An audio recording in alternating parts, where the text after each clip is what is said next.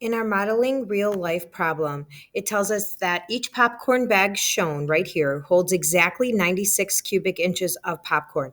So they hold the same amount of popcorn. Which bag should a movie theater choose in order to use less paper when making popcorn bags? So we want to choose the bag that uses the least amount of paper, which would be surface area. But if you look over here, bag A and bag B are both missing the height. So we're going to have to work backwards from volume to get the height and then find the surface area. So I'm going to click over to my camera here so we can work on bag A and bag B. And bag A tells us that the volume is 96 cubic inches, and that is found by doing length times width times height. So we're going to do 96 times my length of 4, my width of 3 times my height. So when I multiply, I get 12h, and when I divide by 12, I get my height here as 8. So the bag here is 8 inches high. And when I do the same thing for bag B,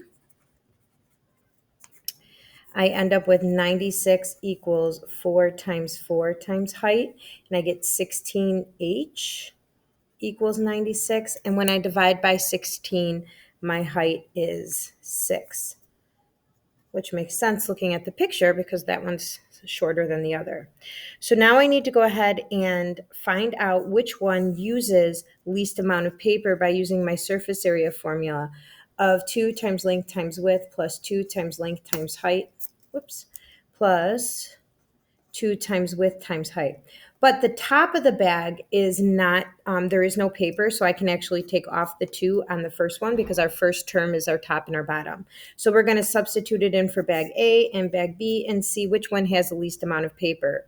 So bag A, we have length times width, which is 3 times 4 plus 2 times length times height plus 2 times width times height. And when I multiply all those together, I get 12 plus 64, because I did all this in the beginning, plus 48. And when I add those two together, I get 124 inches squared worth of paper. I'm actually going to write bag B down here in the bottom because I'm going to run out of room over here.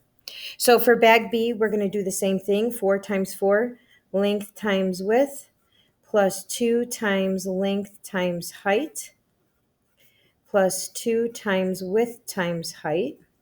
And we're going to go ahead and multiply all those out.